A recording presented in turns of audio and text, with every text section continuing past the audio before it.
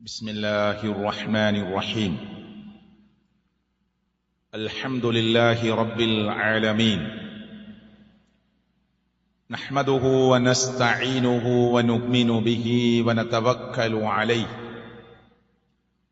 ونعوذ بالله من شرور أنفسنا ومن سيئات أعمالنا. اللهم صل على محمد وعلى آل محمد كما صليت على إبراهيم وعلى آل إبراهيم إنك حميد مجيد. اللهم بارك على محمد وعلى آل محمد كما باركت على إبراهيم وعلى آل إبراهيم إنك حميد مجيد. اتقوا الله حيثما كنتم. أعوذ بالله من الشيطان الرجيم. يا أيها الذين آمنوا اتقوا الله حق تقاته ولا تموتن إلا وأنتم مسلمون. ആദരണീയരായ മുഅ്മിനീങ്ങളെ, മുഅ്മിനാത്തുകളെ, സർവശക്തനായ അല്ലാഹുവിനെ സൂക്ഷിച്ച് നല്ല മുഅ്മിനായി, മുവഹിദായി, മുസ്ലിഹായി ജീവിക്കാൻ നാം ഓരോരുത്തരും ശ്രമിക്കണമെന്ന് അല്ലാഹുവിന്റെ ഭവനത്തിൽ ജുമുഅയുടെ ദിവസം വലിയ പ്രതിഫലം ആഗ്രഹിച്ചുകൊണ്ട് എത്തിയ എന്നോടും നിങ്ങളോടും ഞാൻ ഓർമ്മപ്പെടുത്തുകയാണ്, വസീയത്ത് ചെയ്യുകയാണ്. ഇടക്കരയിലെ കരുനച്ചി മഹല്ലിൽ ജീവിച്ച് ലോകത്തോട് വിട പറഞ്ഞു പോയ ധാരാളം മനുഷ്യരുണ്ട്. നമ്മുടെ പിതാക്കളിൽപ്പെട്ടവർ, നമ്മുടെ മാതാക്കളിൽപ്പെട്ടവർ, നമ്മുടെ ജ്യേഷ്ഠ അനിയന്മാർ, നമ്മുടെ സഹോദരിമാർ, ആദർശ ബന്ധുക്കൾ, മുഅ്മിനുകളായി അറിയപ്പെട്ടവർ നമ്മെ വിട്ടുപിരിഞ്ഞ് അവർ അവരുടെ ബർസഖിന്റെ ലോകത്തെത്തി. അല്ലാഹു അവർക്ക് മഗ്ഫിറത്തും മർഹമത്തും നൽകി അനുഗ്രഹിക്കുമാറാകട്ടെ. പലപ്പോഴായി നമ്മൾ കേട്ടിട്ടുണ്ട്, ഒരു സെക്കൻഡിൽ മിനിമം 3 പേർ ലോകത്തുനിന്ന് വിട പറയുന്നുണ്ട് എന്ന്. അതിന്റെ കണക്കുകൾ ഒരു ദിവസത്തിലേക്ക് മാറ്റുമ്പോ 2 ലക്ഷത്തിലധികം മനുഷ്യരാണ് ഒരു ദിവസം മരിക്കുന്നത്.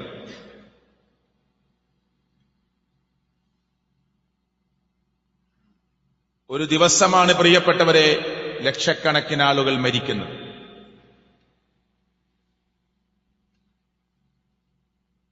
മുപ്പതും 40ഉം 50ഉം 60ഉം വയസ്സായി നമ്മൾ ഇന്നും ഇവിടെ ബാക്കിയുണ്ട്. അല്ലാഹു നമ്മെ പരീക്ഷിച്ചുകൊണ്ടേയിരിക്കുകയാണ്.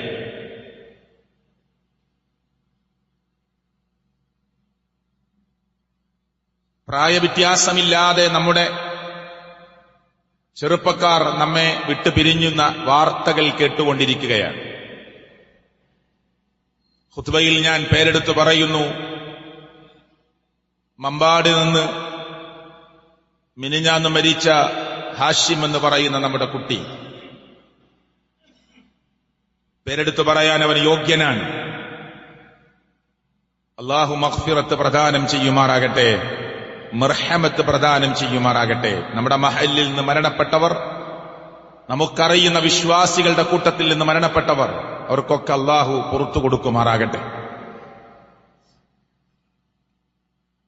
18 വയസ്സ് തികഞ്ഞിട്ടില്ലാത്ത ഹാഷിം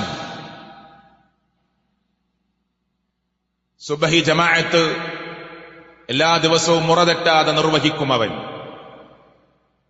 വീട്ടിലേക്ക് മടങ്ങിയെത്തിയാൽ ഉമ്മയോടും വാപ്പയോടും പറയും, ഞാൻ ഉണ്ടാക്കിത്തരാം രാവിലത്തെ ചായ. പതിവ് സമ്പ്രദായം അങ്ങനെയാണ്. മിനിഞ്ഞാന്ന് സുബഹി കഴിഞ്ഞ് വീട്ടിലെത്തിയ നമ്മുടെ അനുജൻ വീടിന്റെ മുകൾ റൂമിലേക്ക് ഓടിക്കയറി. സഹിക്കാനാവാത്ത തലവേദനയുണ്ടെന്ന് പറഞ്ഞു. തിരിച്ചിറങ്ങി ഹോസ്പിറ്റലിലേക്ക് കൊണ്ടുപോയി. 1ഉം 2ഉം ഹോസ്പിറ്റൽ കഴിഞ്ഞ് വിദഗ്ധ ചികിത്സ കിട്ടുമെന്ന് പ്രതീക്ഷിക്കുന്ന മറ്റൊരു ഹോസ്പിറ്റലിലേക്ക് എത്തുന്നു. ഡോക്ടർമാർ പറയുന്നു അവന്റെ തലയിൽ ശക്തമായ ബ്ലീഡിംഗ് നടന്നിട്ടുണ്ട്. അതുകൊണ്ട് ഇനി അവൻ ബാക്കിയായാൽ തന്നെ മരണം വരെ കോമാ സ്റ്റേജിലായിരിക്കും. നിങ്ങളെല്ലാവരും അള്ളാഹുവിലേക്ക് ദുആ ചെയ്തോളൂ എന്ന് ഡോക്ടർമാർ പറയുമ്പോ കൊണ്ടുപോയ അതേ ദിവസം രാത്രി, അതല്ലെങ്കിൽ ആ രാത്രി പിന്നിടുമ്പോ ഹാഷിം നമ്മളോട് വിട പറയുകയാണ്. നൂറുകണക്കിന് മനുഷ്യരാണ് നാടിന്റെ നാനാഭാഗത്ത് നിന്ന് അവന്റെ മയ്യത്ത് നമസ്കാരത്തിന് ഒഴുകിയെത്തിയത്. ഞാനിത് പറയുന്നത് എന്റെ മഹലിലെ ചെറുപ്പക്കാരെ,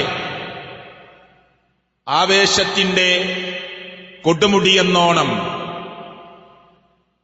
ലോകകപ്പിന്റെ ആവേശത്തിമിർപ്പിലാണ് മനുഷ്യർ നിൽക്കുന്നത്.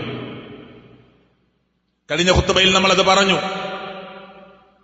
ലോകത്ത് തന്നെ ഏറ്റവും വലിയ ഫ്ലെക്സ്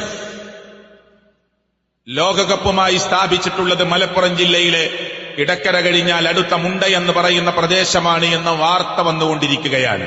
ലോകത്ത് തന്നെ ഏറ്റവും വലിയ ഫ്ലെക്സ്. അതിന്റെ താഴെ കൊടുത്തിരിക്കുന്ന കമന്റ്സുകൾ വായിക്കുമ്പോൾ ലോകത്ത് തന്നെ ഏറ്റവും വലിയ വിഡ്ഢികൾ നിങ്ങളുടെ നാട്ടിലാണോ എന്ന ചോദ്യമൊക്കെ അതിന്റെ താഴെയുണ്ട്. നിങ്ങൾ വായിച്ചു നോക്കിയാൽ കാണാം.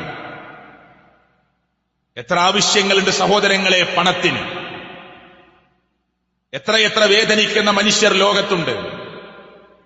കഴിഞ്ഞ ഖുത്ബയിൽ ഞാൻ പറഞ്ഞു, ഒരു വേൾഡ് കപ്പ് നടക്കുമ്പോൾ അത് കാണരുത് എന്ന് നമ്മൾ പറയുന്നില്ല. അതിനോട് ഇഷ്ടമുള്ളവരുണ്ടാവാം, കാണാം. അതൊക്കെ ഒരു മനുഷ്യന്റെ വിനോദത്തിൽ അനുവദിക്കപ്പെട്ട വിനോദങ്ങളിൽപ്പെട്ടതാണെങ്കിൽ അത് നമുക്കാവാം. പക്ഷെ അതില്ലാത്തിനും ഒരു ലിമിറ്റുണ്ട്.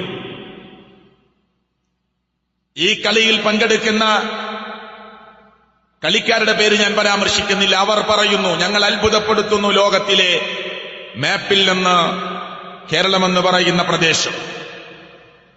കളിക്കാരെ പറയുന്ന ലോകത്തോട്, ഞങ്ങൾ അത്ഭുതപ്പെടുത്തുന്നു മലബാർ, ഞങ്ങൾ അത്ഭുതപ്പെടുത്തുന്നു എന്ന്. ലക്ഷങ്ങളാണ് പൊട്ടിച്ചു തീർക്കുന്നത്. ഇന്നും റോഡ് സൈഡിൽ ഉറങ്ങുന്നവരുണ്ട്. എല്ലാവർക്കും വീടുണ്ടെന്ന് നമ്മൾ വിചാരിക്കേണ്ട. ഇന്നും ഒരു ചാൺ വയറിന് വേദനിക്കുന്നവർ ലോകത്തുണ്ട്. എല്ലാ പട്ടിണിയും തീർന്നുവെന്ന് നാം ആരും വിചാരിക്കേണ്ടതില്ല. എന്നിട്ട് ഈ ഖുത്ബയിൽ ഞാൻ ഒരു കാര്യം അടിവരയിട്ട് പറയുന്നു.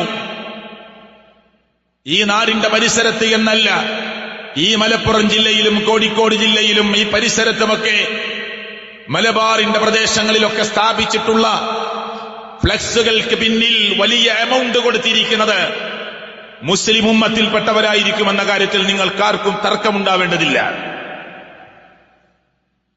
മറ്റുള്ളവരൊക്കെ കുറച്ചുകൂടി ചിന്തിക്കുന്നുണ്ട്. അമേരിക്കയിൽ നടക്കുന്ന കളിക്ക് ഈ ഗ്രാമത്തിൽ ഒരു ബോർഡിന് തന്നെ ഞാൻ 2, 3, 5 ലക്ഷം തീർത്തിട്ട് എന്ത് ലാഭം എന്ന് 6 ദിവസം മദ്രസയില്ലാത്ത മറ്റു കൗമ് ആലോചിക്കുന്നുണ്ട് എന്നതാണ് ഞാൻ പറഞ്ഞത്. സാന്ദർഭികമായി സൂചിപ്പിച്ചതാണ്. മരണവുമായി ഞാൻ ബന്ധപ്പെടുത്തി പറഞ്ഞത്, നമ്മുടെ കടുത്തു നിൽക്കുകയാണ് ആ മരണം. ഇന്നല്ലെങ്കിൽ നാളെ നമ്മുടെ പരിസരത്തുള്ള ഹിഫ്ള് കോളേജിൽ നിന്ന് 20 ജുസ് കംപ്ലീറ്റ് ചെയ്ത് കൊറോണയുടെ സമയം പഠിക്കാൻ പ്രയാസപ്പെട്ട് കഴിയാതെ പോയ ഹാഷിം എന്ന് പറയുന്ന നമ്മുടെ അനുജൻ മിനിഞ്ഞാന്ന് രാത്രി അല്ലെങ്കിൽ പുലർച്ചെ ലോകത്തുനിന്ന് വിട പറഞ്ഞ് അവനെ എടുത്തുവച്ച 6 അടി മണ്ണിൽ മലായിക്കത്തുകൾ വന്ന് ചോദ്യം ചെയ്ത് കഴിഞ്ഞിരിക്കുന്നു. നിഷേധിക്കാൻ പറ്റുമോ നമുക്ക്? ഇല്ല. ഇത് അല്ലാഹുവിന്റെ പ്രവാചകൻ സല്ലല്ലാഹു അലൈഹി വസല്ലം പഠിപ്പിച്ച യാഥാർത്ഥ്യമല്ലേ? അതുകൊണ്ട് ചെറുപ്പക്കാരെ ഉണരണം, വിദ്യാർത്ഥികളെ നമ്മുടെ മനസ്സുകൾ ഉണരണം. ആ മാതാവ്, ആ പിതാവ് ആ കുട്ടിയുടെ ഉമ്മയും വാപ്പയും. മൂത്ത മകൻ അല്ല, ഏത് പ്രായത്തിലുള്ളവരാകട്ടെ, 4 മക്കളിൽ മൂത്ത ആൺകുട്ടി ലോകത്തുനിന്ന് വിട പറയുമ്പോ ഏതൊരു വാപ്പയുടെയും മനസ്സ് പിടഞ്ഞിട്ടുണ്ടാകും. പക്ഷെ അൽഹംദുലില്ലാ, എന്റെ കുട്ടി നല്ലവനായിരുന്നു എന്ന് ആ വാപ്പയുടെ നാവ് പതുക്കെ പതുക്കെ അടുത്തു നിന്നാൽ ആ ഉപ്പയുടെ മനസ്സ് പറയുന്നത് നമുക്ക് കേൾക്കാം. കമ്പ്യൂട്ടറിൽ ഒരു വർക്ക് തീർത്ത് 40,000 രൂപ 18 വയസ്സ് തികയാത്ത കുട്ടിയുടെ കയ്യിലേക്ക് ആ വർക്ക് പൂർത്തിയാക്കിയതിന് കിട്ടുമ്പോ ആ കുട്ടി വാപ്പയോട് പറയുന്നു, ഇതിനെത്രയാണ് സക്കാത്ത്? 2.5% കണക്ക് കൂട്ടി നിങ്ങൾ എടുക്കണം, അത് അർഹതപ്പെട്ടവരിലേക്ക് കൊടുക്കണം, എനിക്ക് എന്റേതായി കിട്ടിയ പണമാണ്. അല്ലേ? പ്രയാസപ്പെടുന്ന ഒരു കുടുംബത്തെക്കുറിച്ച് അറിയുമ്പോ നമുക്കൊന്ന് ആളുകളോട് ചോദിച്ച ആ കുടുംബത്തെ രക്ഷപ്പെടുത്താം. നാളെ ഇറങ്ങാം, മറ്റന്നാളെ ഇറങ്ങാം എന്ന് പറയുമ്പോ എന്റെ കയ്യിൽ കുറച്ച് ക്യാഷ് ഉണ്ട്, തൽക്കാലം അതെടുക്കാം, എന്നിട്ട് നമുക്ക് ആലോചിക്കാം, സ്വരൂപിക്കാം എന്ന് പറഞ്ഞ് മുന്നിലിറങ്ങുന്ന 18 വയസ്സ് പോലും പൂർത്തിയാവാത്ത ഒരു അനുജന്റെ കഥയാണ് ഞാൻ ഈ ഖുത്ബയിൽ തുടക്കത്തിൽ വെച്ചത്. അല്ലാഹു ആ മകന് സ്വർഗം നൽകി അനുഗ്രഹിക്കുമാറാകട്ടെ. നമ്മളൊക്കെ ഒരു പ്രതീക്ഷ നമ്മളെ മക്കളെക്കുറിച്ച്. സ്വഹാബിയുടെ മടിയിൽ കിടന്ന് കുഞ്ഞു മരിക്കുമ്പോ വേദനിച്ചുപോയ പിടഞ്ഞുപോയ സ്വഹാബിയുടെ മനസ്സ് ലോകരക്ഷിതാവായ അല്ലാഹുവിനറിയുമല്ലോ. മലക്കുൽ മൗത്ത് ആകാശത്തിന്റെ മേലാപ്പിലേക്ക് കയറി ചെല്ലുമ്പോ പ്രിയപ്പെട്ടവരെ, അല്ലാഹു തആല മലക്കിനോട് ചോദിച്ചു, ആ കുട്ടിയുടെ വാപ്പ എന്താണ് പറഞ്ഞത്? അല്ലാഹുക്കറിയാം എന്താ പറഞ്ഞതെന്ന്. ആ കുട്ടിയുടെ വാപ്പ എന്തു വിചാരിച്ചു എന്ന് റബ്ബിനറിയാം. പക്ഷെ അല്ലാഹുവിന്റെ നടപടിക്രമത്തിൽപ്പെട്ടതാണ് ആ ചോദ്യം. മലക്കിനോട് അല്ലാഹു ചോദിച്ചു, ആ കുഞ്ഞിന്റെ വാപ്പ എന്തു പറഞ്ഞു? മലക്ക് അല്ലാഹുവിനോട് പറഞ്ഞ മറുപടി, ആ കുട്ടി ആ വാപ്പയുടെ മുന്നിൽ വെച്ച് പിടഞ്ഞു മരിക്കുമ്പോ ആ വാപ്പ 2 പദം പ്രയോഗിച്ചു. ഒന്ന് അൽഹംദുലില്ലാ, അല്ലാഹുവേ നിനക്ക് സ്തുതി എന്നാണ് ആ വാപ്പ പറഞ്ഞത്. ഇന്നാ ലില്ലാഹി വ ഇന്നാ ഇലൈഹി റാജിഊൻ, അത് 2ാമത് ആ വാപ്പ പറഞ്ഞത്. ഒന്ന് ഇസ്തിർജാ, ഒന്ന് അല്ലാഹുവിനെ സ്തുതിച്ചതാണ്. നമ്മുടെ കുഞ്ഞ് മരിക്കുമ്പോ അല്ലാഹുവേ നിനക്ക് സ്തുതി എന്ന് പറയാൻ ഒരു വാപ്പയുടെ മനസ്സെങ്ങനെ, ഒരു വാപ്പയുടെ നാവിനെങ്ങനെ സാധിക്കുന്നു എന്നതിന്റെ ഉത്തരം എന്റെ റബ്ബ് കനിഞ്ഞു നൽകിയതാണ് എന്റെ മകനെ എനിക്ക്. ആ റബ്ബാണ് തിരിച്ചു വിളിച്ചത്. എനിക്കറിയാത്ത ഖൈറുണ്ടാവും, എനിക്ക് ബാഹ്യരൂപമേ അറിയൂ, എനിക്ക് ബാഹ്യ കാഴ്ചകളെ അറിയൂ, അതിനപ്പുറമുള്ളത് അറിയുന്ന റബ്ബ് എന്റെ മകനെ, എന്റെ മകളെ തിരിച്ചു വിളിച്ചിരിക്കുന്നു. അൽഹംദുലില്ലാ, റബ്ബേ നീ നൽകിയതാ, നീ തിരിച്ചു വിളിച്ചു, നിന്നെ സ്തുതിക്കുന്നു ഞാൻ. അക്ഷമനായി എന്റെ നാവിൽ നിന്ന് റബ്ബേ നിനക്ക് ഇഷ്ടപ്പെടാത്തത് പറയില്ല. അക്ഷമനായി എന്റെ കൽബിൽ നിന്ന് നിനക്ക് ഇഷ്ടപ്പെടാത്തത് ഉയർന്നു വരില്ല. ഞാനിത് ക്ഷമിക്കുന്നു റബ്ബേ നിന്റെ ദീനിനു വേണ്ടി എന്നൊരു മനുഷ്യന്റെ മനസ്സ് മന്ത്രിക്കാൻ അത് ഈമാനിന്റെ അടയാളമാണ്. അത് ഈമാനിന്റെ അടയാളമാണ്. അതുകൊണ്ട് സഹോദരങ്ങളെ, നമ്മെ തേടി നിൽക്കുന്നു നമ്മുടെ മരണം. ഖുർആൻ പറഞ്ഞില്ലേ, ഐനമാ തകൂനു യുദ്രിക്കുമുൽ മൗത്ത് വലൗ കുൻതും ഫീ ബുറൂജിൻ മുശയ്യദ. നിങ്ങളേത് ഭദ്രമായ കോട്ട കുത്തളങ്ങളിൽ പോയി ഒളിച്ചാലും മരണം നിങ്ങളെ പിടികൂടുക തന്നെ ചെയ്യും. എത്ര വലിയ ഭദ്രമായ കോട്ടകളിൽ പോയി ഒളിച്ചാലും മരണത്തിന് രക്ഷപ്പെടാമെന്ന് നിങ്ങൾ ആരെങ്കിലും വിചാരിക്കുന്നുവെങ്കിൽ അത് സാധ്യമല്ല എന്ന് മനുഷ്യന്റെ മനസ്സിലേക്ക് ഉറപ്പിച്ചു കൊടുക്കുകയാണ് അല്ലാഹു തആല സൂറത്തു നിസാ 4-ാം അധ്യായത്തിൽ 75-ാമത്തെ വചനത്തിലൂടെ. മരണം ഇന്നല്ലെങ്കിൽ നാളെ.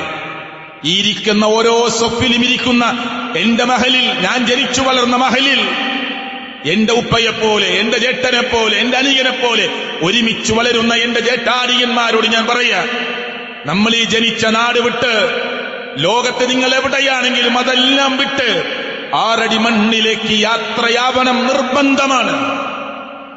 അത് ഉറപ്പുള്ള കാര്യമാണ്. പക്ഷേ ഇന്ന് എന്നെ റബ്ബ്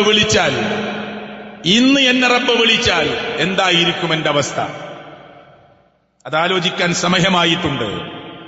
സർവാസ്വാദനങ്ങളെയും തകർത്തെറിയുന്ന, സർവാസ്വാദനങ്ങളെയും മുറിച്ചു കളയുന്ന ആ മരണത്തെ നിങ്ങൾ ധാരാളമായി ഓർക്കണേ എന്ന് അള്ളാഹുവിന്റെ പ്രവാചകൻ സല്ലല്ലാഹു അലൈഹി വസല്ലം അഖ്തിറു ദിക്റ ഹാദിമിൽ ലദ്ദാത്ത്. ആസ്വാദനങ്ങളെ തകർത്തുകളയുന്ന സ്വപ്നങ്ങളുണ്ട് നമുക്കൊക്കെ. എന്റെ കച്ചവടം അങ്ങനെയാകണം, എന്റെ ബിസിനസ് ഇങ്ങനെയാവണം, എന്റെ വീട് അങ്ങനെയാവണം, എന്റെ മുറ്റം ഇങ്ങനെയാവണം, എന്റെ മക്കളെ ഇങ്ങനെ എത്തിക്കണം. LKG ചേർത്ത കുട്ടിയെക്കുറിച്ച് ഫ്യൂച്ചർ സ്വപ്നം കണ്ടുകൊണ്ടിരിക്കുന്ന നമ്മൾ, അത് നമ്മുടെ ആഗ്രഹമാണ്, അഭിലാഷമാണ്, മോഹമാണ്.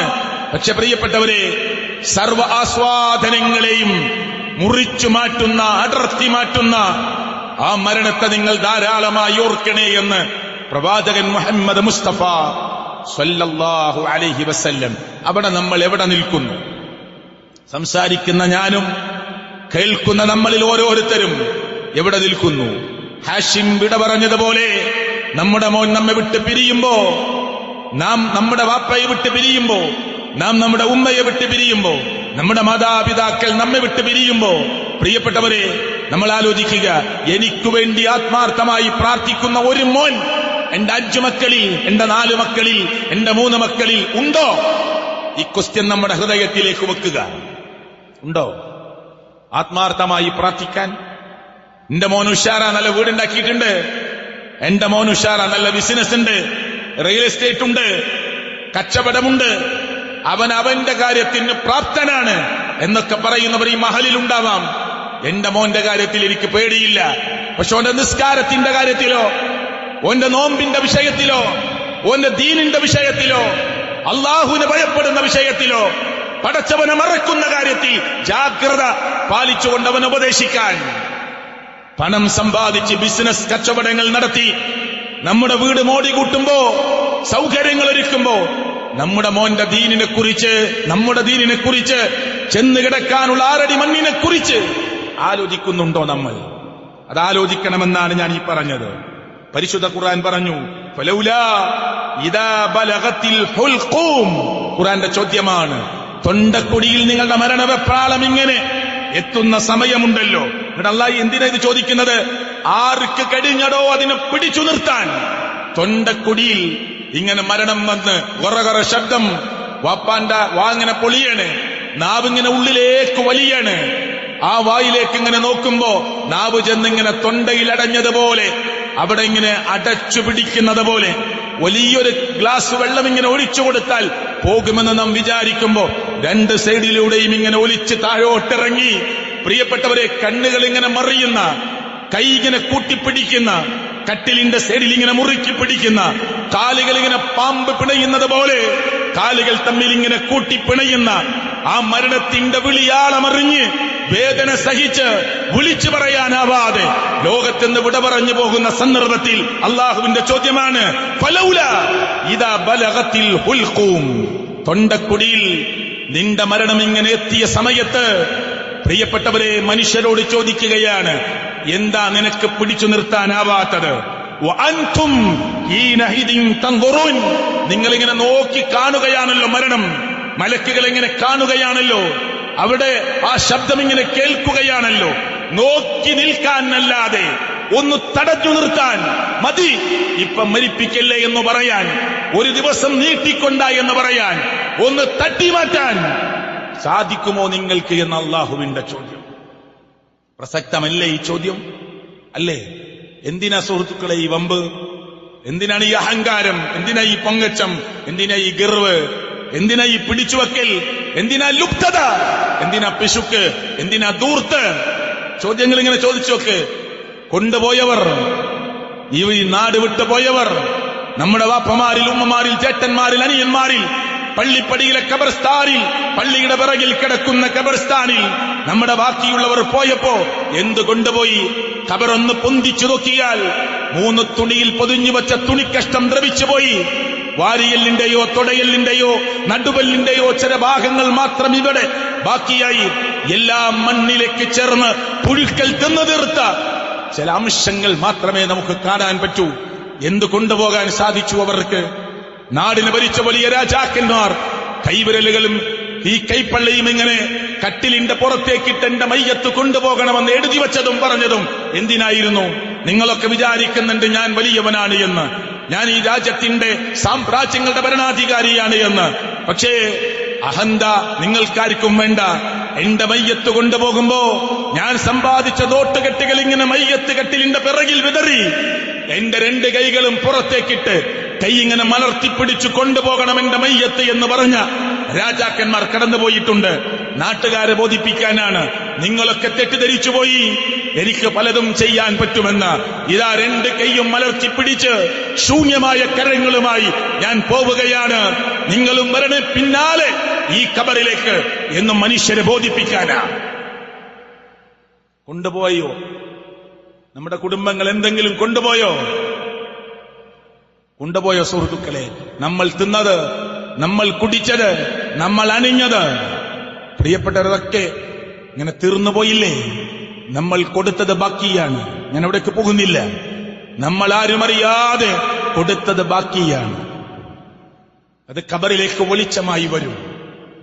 മരിച്ചുപോയ വാപ്പാന്റെ ഖബറിന്റെ അടുത്ത് ചെന്നും ചെല്ലാതെയും ലോകത്തിന്റെ രക്ഷിതാവായ റബ്ബിനോട് എന്റെ ഉപ്പാക്ക് പുറത്തു കൊടുക്കണേ എന്ന് പറയുന്ന നമ്മുടെ 4 മക്കളിൽ ഒരു മോൻ, ഒരു മോൾ, പ്രിയപ്പെട്ടവരത് ബാക്കിയാകും. വലദുൻ സ്വാലിഹുൻ യദ്ഉ ലഹു, അവന് വേണ്ടി പ്രാർത്ഥിക്കുന്ന ഒരു നല്ല സന്താനം. സർവശക്തനായ അല്ലാഹ് നമ്മുടെ മക്കളെ അവനിഷ്ടപ്പെട്ട മക്കളാക്കി മാറ്റി അനുഗ്രഹിക്കുമാറാകട്ടെ. ഒരു വാക്കുപോലും പ്രിയപ്പെട്ടവരെ ആ മലക്കുകളുടെ രേഖപ്പെടുത്തലുകളിൽ നിന്ന് ഒഴിഞ്ഞു മാറി അതിൽ റെക്കോർഡിൽ വരാതെ ഉച്ചരിക്കാൻ പറ്റാത്ത ദുർബലന്മാരാണ് നമ്മൾ. ഒരു വാക്കുപോലും ആരും അറിഞ്ഞിട്ടില്ലെന്ന് വിചാരിക്കുന്നവർ, രഹസ്യമായ ചാറ്റിംഗ് നടത്തുന്നവർ, എല്ലാവരും ഉറങ്ങിക്കിടക്കുമ്പോ വീട് വിട്ടിറങ്ങുന്നവർ, തോന്നിവാസത്തിന്റെ വൃത്തികേടിന്റെ അശ്ലീലതയുടെ ആഭാസത്തിന്റെ വടികൾ തേടുന്നവർ, അവർ വിചാരിക്കുന്നു ആരും അറിയുന്നില്ല എന്ന്. ഭാര്യ അറിഞ്ഞിട്ടില്ല, കുടുംബം അറിഞ്ഞിട്ടില്ല. വൃത്തികേട് ചെയ്യുന്ന സ്ത്രീ വിചാരിക്കുന്നു ഭർത്താവ് അറിഞ്ഞിട്ടില്ല. അള്ളാഹുവിന്റെ പ്രഖ്യാപനം, മാ യൽഫിളു മിൻ ഖൗലിൻ ഇല്ലാ ലദൈഹി റഖീബുൻ അതീദ്. നിരീക്ഷകന്മാരുടെ രേഖപ്പെടുത്തലുകളില്ലാതെ ഒരു വാക്കുപോലും ഒരു മനുഷ്യൻ ഉച്ചരിക്കാൻ കഴിയില്ല. ഒരു വാക്കുപോലും ഇല്ല സുഹൃത്തുക്കളെ. അത് രേഖപ്പെടുത്തി വെക്കുകയാണ്. എന്നിട്ട് അള്ളാഹു തുടർന്ന് പറയുന്നത് അറിയോ?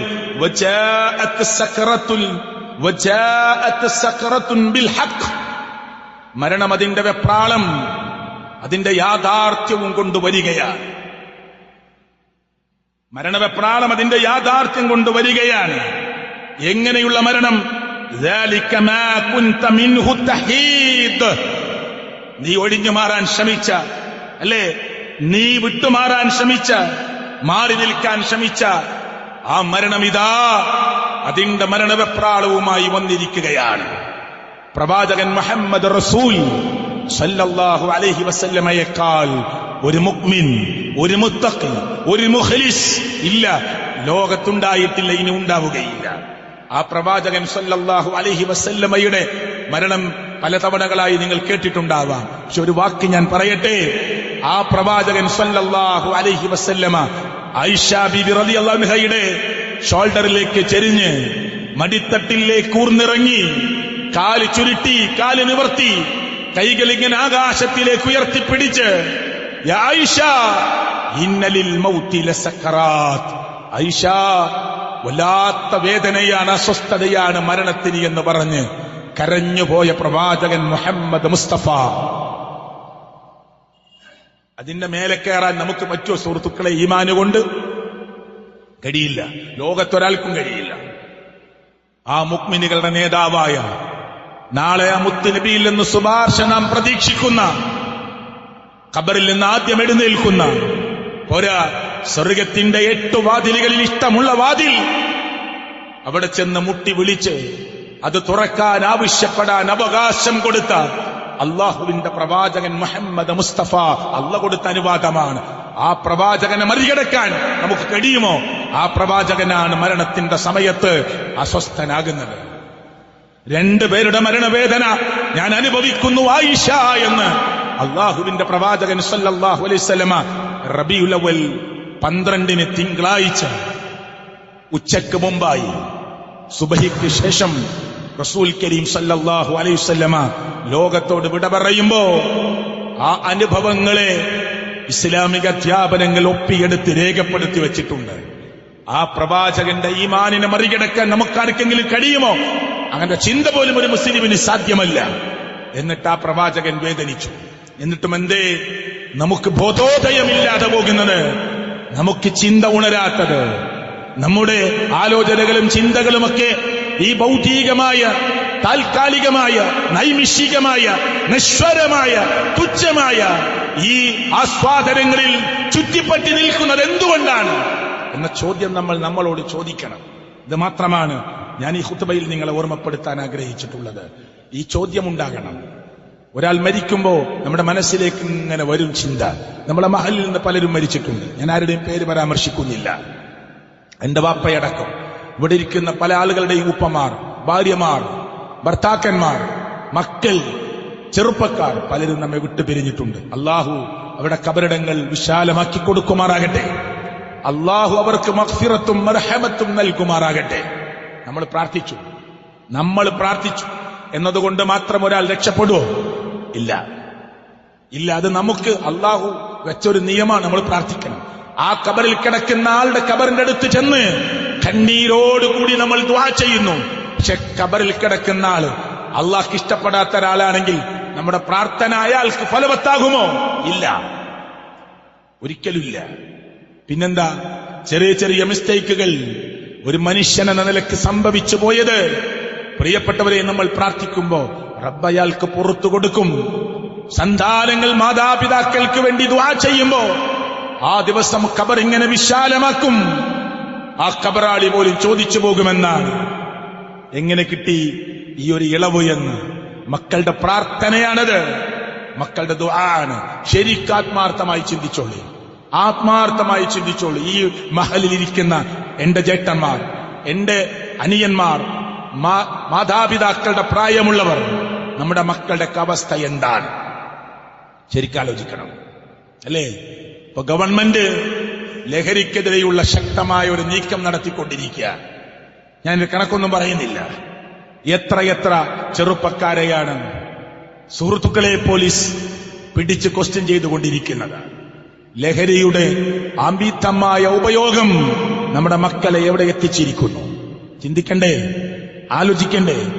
ഒരു രക്ഷിതാവിനോട് നിങ്ങളുടെ കുട്ടി ഇന്ന സ്ഥലത്തുണ്ടെന്ന് പറഞ്ഞാൽ നല്ല മനസ്സോടെ അതുണ്ടോ എന്നറിയാൻ അന്വേഷണം നടത്തുകയല്ല ഒരു വാപ്പ ചെയ്യുന്നത്. പറഞ്ഞവനോട് ദേഷ്യപ്പെടുകയാണ്.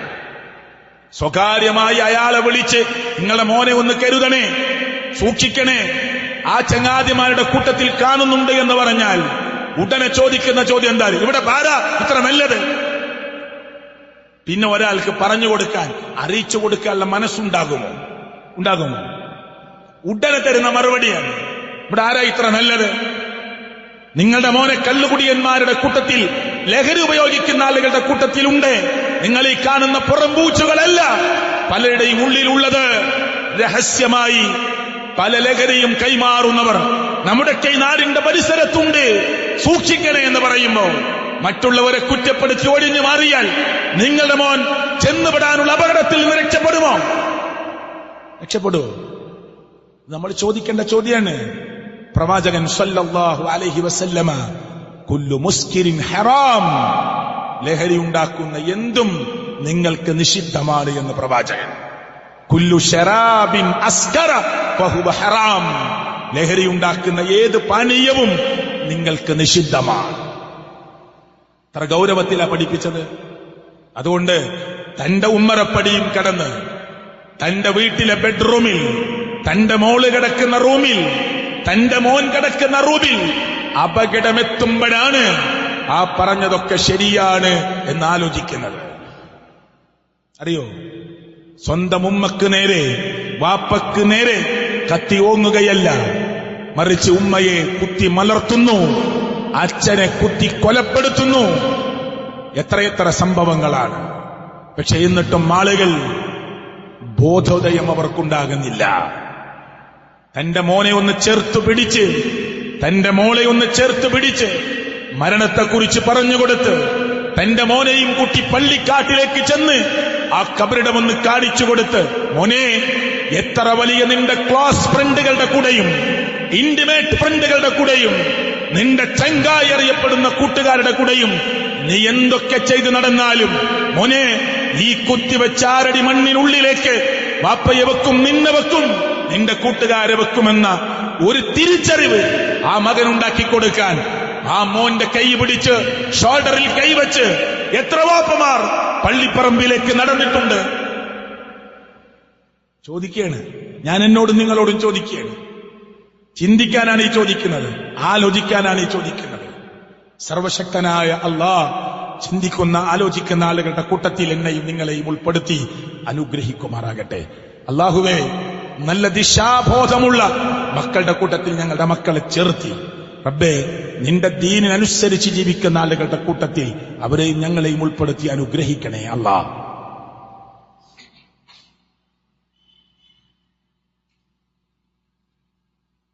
അൽഹംദുലില്ലാഹ് വസ്സലാത്തു വസ്സലാമു അലാ റസൂലില്ലാഹി വഅലാ ആലിഹി വസഹ്ബിഹി അജ്മഈൻ. ഇത്തഖുല്ലാഹ്. ബഹുമാന്യരായ മുഅ്മിനീങ്ങളെ, മുഅ്മിനാത്തുകളെ, അല്ലാഹുവിനെ സൂക്ഷിച്ച് നല്ല മുഅ്മിനായി, മുസ്ലിമായി, മുവഹ്ഹിദായി ജീവിക്കാൻ ആത്മാർത്ഥമായ പരിശ്രമം ഉണ്ടാകണമെന്ന് ഞാൻ എന്നോടും നിങ്ങളോടും ഓർമ്മപ്പെടുത്തുകയാണ്. ഹറാമിനേക്കാൾ കടുത്ത കുറ്റമായി ബിദ്അത്തിനെ ഇസ്ലാം എണ്ണിയിട്ടുണ്ട്. ഇത് ധാരാളം സംസാരിക്കേണ്ട ഒരു സമയമാണ്. അങ്ങോട്ട് പോകുന്നില്ല. കള്ളു കുടിക്കുന്ന ഒരാൾ ഒരുപക്ഷെ കുറ്റബോധം വന്ന് നന്നാവാം. വ്യഭിചരിച്ച ഒരു മനുഷ്യൻ ചെയ്തത് അപരാധമാണ്, അക്രമമാണ്. പക്ഷെ അവന്റെ മനസ്സിൽ ഇതൊന്നും ചെയ്യാൻ പാടില്ലാത്തതാണ് എന്ന് തോന്നാം. പശ്ചാത്തപിച്ചു മടങ്ങാനുള്ള ചാൻസുകളുണ്ട്. പക്ഷേ ദീനിലില്ലാത്ത ഒരു കാര്യം ദീനിലുണ്ട് എന്ന് വിചാരിച്ച്, നന്മയാണ് എന്ന് വിചാരിച്ച് ചെയ്തുകൊണ്ടിരിക്കുന്ന പല കർമ്മങ്ങളും കുറ്റബോധം മനസ്സിലേക്ക് വരില്ല. അതുകൊണ്ട് ദീനായി പലതും ഇതൊക്കെ ഈ മാസത്തിൽ ചെയ്യേണ്ടതാണ്, ഈ മാസത്തിൽ ചെയ്യാൻ പാടില്ലാത്തതാണ് എന്നൊക്കെ പറഞ്ഞുകൊണ്ട് പല നോട്ടീസുകളും പല ലേഖനങ്ങളും ഒക്കെ നിങ്ങളുടെ മുമ്പിലെത്തും. അപ്പോ ചിന്തിക്കണം, ഇതിൽ ദീനിന്റെ വശം എന്താണ്? നമുക്കൊക്കെ ബുദ്ധി അല്ലാഹു നൽകിയിട്ടുണ്ട്. ഇവിടെ ഡ്രൈവേഴ്സ് ഉണ്ട്, നല്ല ബിരുദാനന്ദ ബിരുദമെടുത്തവരുണ്ട്, നല്ല നല്ല ഡിഗ്രി എടുത്തവരുണ്ട്, ബിസിനസ്സിൽ, ക്രയവിക്രയങ്ങളിൽ, കച്ചവടങ്ങളിൽ നല്ല കണ്ണിങ്ങായി പെരുമാറാൻ പറ്റുന്നവരുണ്ട്. അതൊക്കെ എവിടുന്നാ ബുദ്ധി കിട്ടിയത്? ഒക്കെ അല്ലാഹു നൽകിയതാ. ദീന് മാത്രം എന്താ മനസ്സിലാവാത്തത്? ഇത്രയും ചിന്താർഹമായി ചെയ്യേണ്ട കച്ചവടം മനസ്സിലായല്ലോ.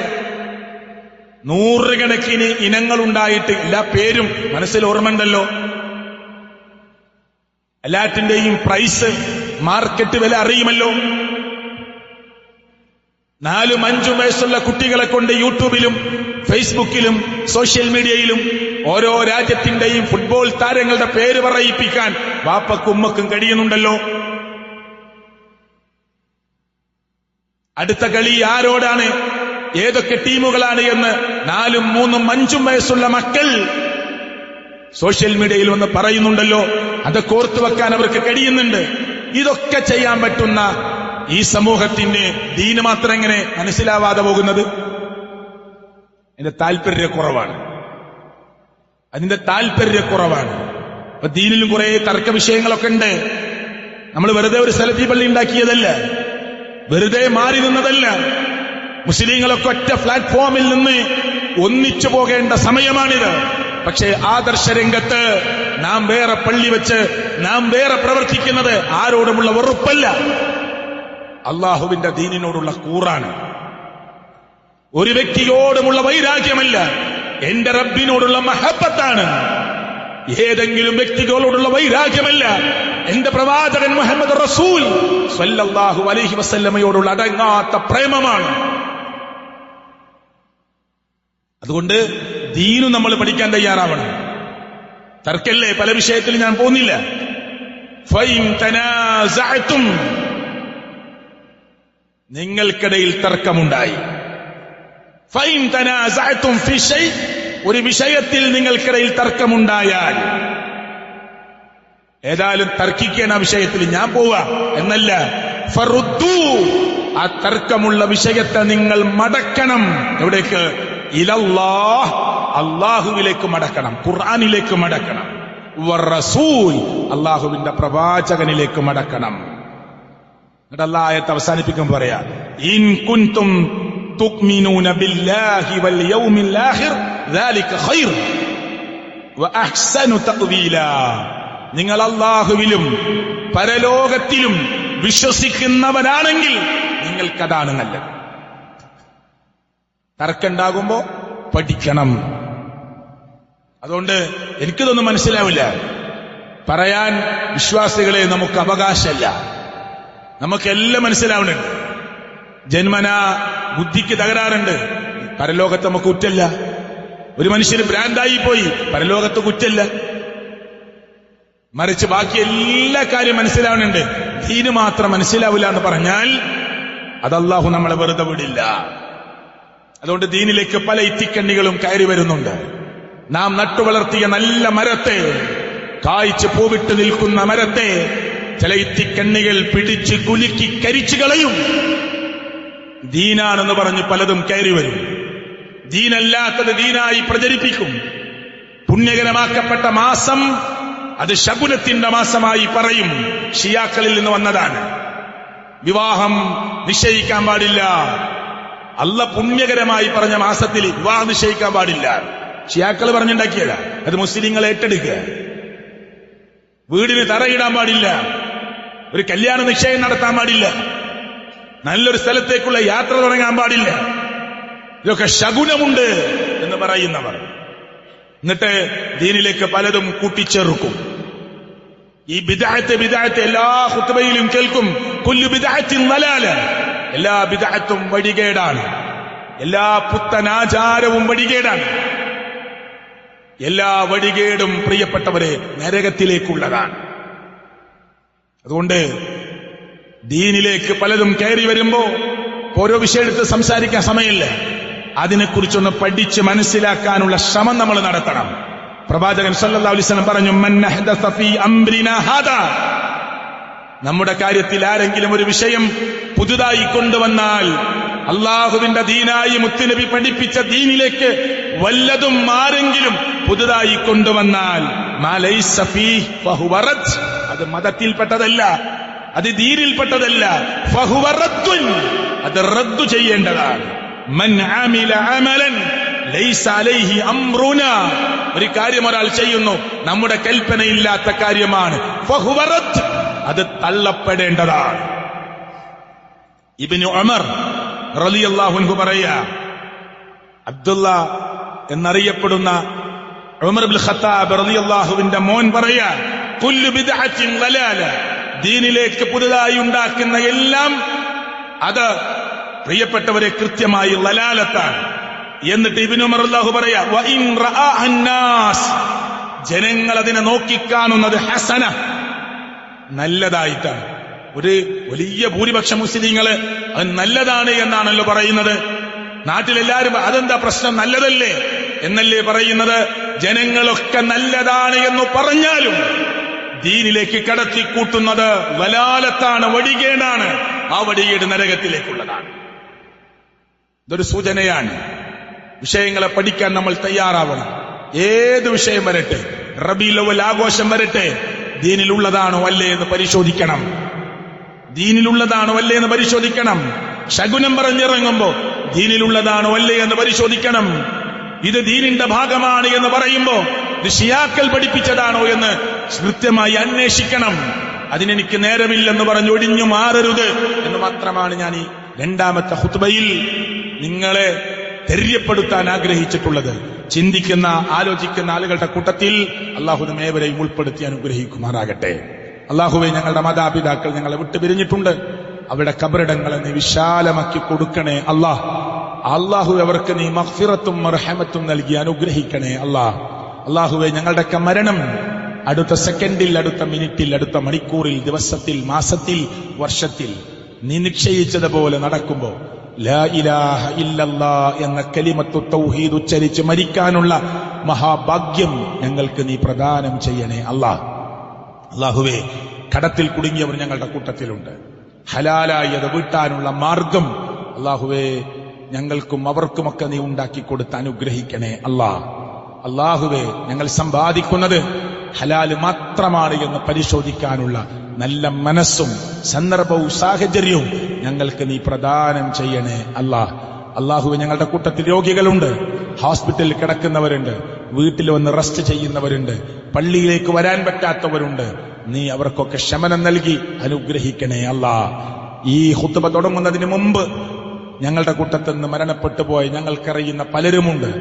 അല്ലാഹുവേ, അവർക്ക് നീ മഗ്ഫിറത്ത് നൽകണേ മർഹമത്ത് നൽകണേ മാതാപിതാക്കൾക്ക് ഉപകാരം ചെയ്യുന്ന മക്കളാക്കി ഞങ്ങളെ നീ അനുഗ്രഹിക്കണേ അല്ലാഹുവേ, ഒരാൾക്ക് ഉപകാരം ചെയ്യാൻ കഴിഞ്ഞില്ലെങ്കിലും ഒരാളെയും നാവുകൊണ്ടോ ശരീരം കൊണ്ടോ പണം കൊണ്ടോ സാന്നിധ്യം കൊണ്ടോ ഉപദ്രവിക്കാതിരിക്കാനുള്ള നല്ല സാഹചര്യങ്ങളെ ഞങ്ങൾക്ക് നീ പ്രദാനം ചെയ്യണേ അല്ലാഹുമ്മ ഗഫിർ ലിൽ മുഅ്മിനീന വൽ മുഅ്മിനാത്ത് വൽ മുസ്ലിമീന വൽ മുസ്ലിമാത്ത് അല്ലാഹുമ്മ ഗഫിർ ലിൽ മുഅ്മിനീന വൽ മുഅ്മിനാത്ത് വൽ മുസ്ലിമീന വൽ മുസ്ലിമാത്ത് റബ്ബനാ തഖബ്ബൽ മിന്നാ ഇന്നക അൻതസ് സമീഉൽ അലീം اللهم خلص قلوبنا من الرياء اللهم خلص قلوبنا من النفاق اللهم خلص قلوبنا من الشرك والكفر آمين آمين برحمتك يا أرحم الراحمين.